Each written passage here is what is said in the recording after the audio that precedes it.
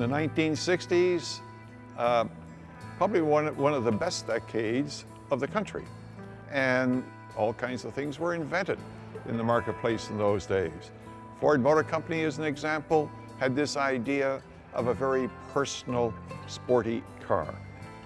The Mustang was born, and it captured the imagination of the whole country. It was really something for everyone. It was a 6-cylinder economy car, and you had a high-performance 289 at the other end, and there was everything in between. So it was a fabulous success virtually overnight. I mean, within 2 years, they'd sold 1 million cars, which was just unheard of.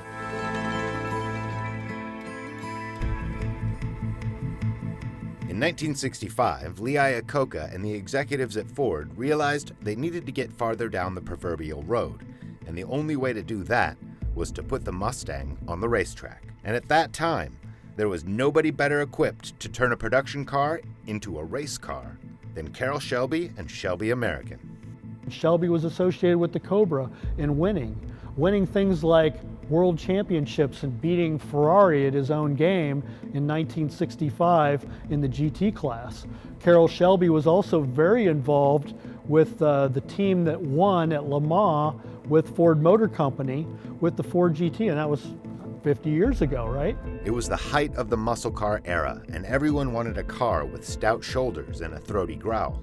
Shelby's second stage Mustang fit the bill, offering true racing heritage and contentious, menacing style.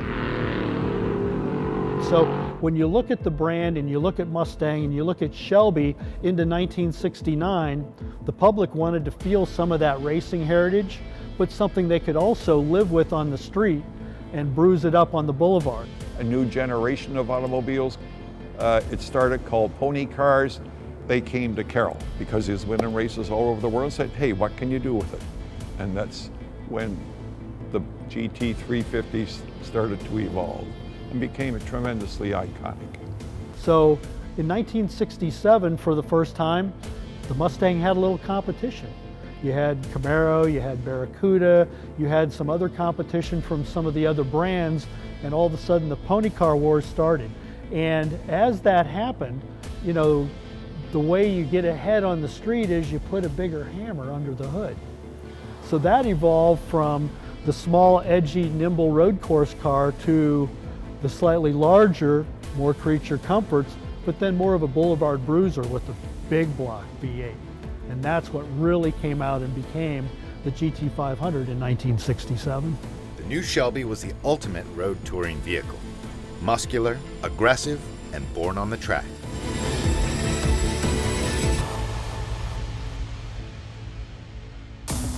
One Shelby GT 500 convertible belonging to Carroll himself showcases Shelby's most successful design and power upgrades. At the heart of this incredible car was the intimidating and big 428 Cobra jet. Though the engine was purported to push 335 horsepower, most people believe this was a bit underrated. With 440 foot-pounds of torque and the weight distribution pushed forward, putting 50% of the car's bulk over the front wheels, there was no doubt the car was a powerful and formidable machine.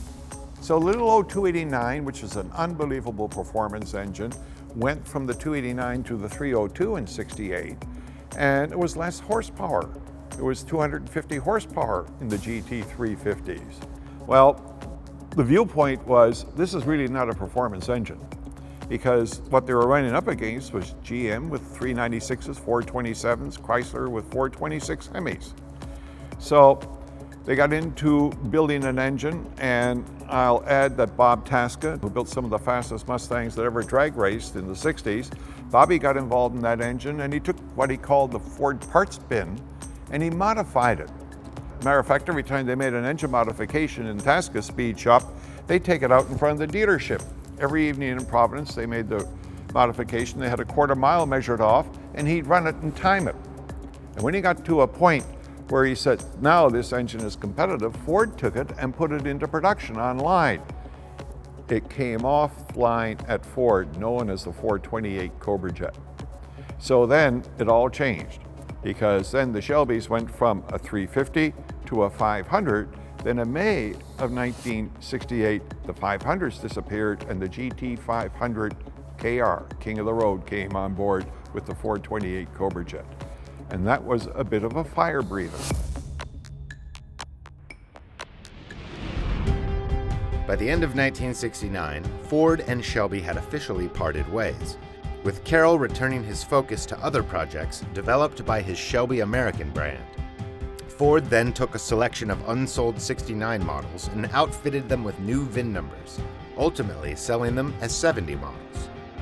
Though consecutive models in the early 70s maintained some of the Shelby flair, for the next handful of decades the Mustang went through a litany of design changes and reimagining. And the Shelby name wouldn't reappear on a Ford for nearly 40 years in the United States, when in 2005 the allure of American muscle saw a massive resurgence, and people were once again looking for rides with that aggressive Shelby styling.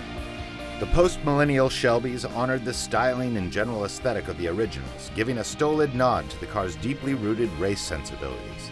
The newer Shelbys are built on the nostalgia and pedigree of the '69 Shelby GT500, a car symbolizing the peak of automotive perfection characterizing an era. So when I think of a GT500 Shelby Mustang, I think of the whole range of GT500s, which has just been fabulous over time. Starting with the 1967 with the big block, 2 4-barrel carburetors, clear up to the latest one in 2014 when it had 662 horses and it was this big 5.8 liter supercharged, and then of course we made Super Snakes out of those, 850 horses. So the whole Shelby GT500 thing is iconic and it's huge but it's always been a boulevard bruiser. I look at that car and I can see my son as a young boy in it with Carroll Shelby, and myself and my boys, and taking it home in the garage and we're laying underneath it and making sure that the fuel lines are right. So I have my own personal history with the car and so forth, so it's special to me in that way.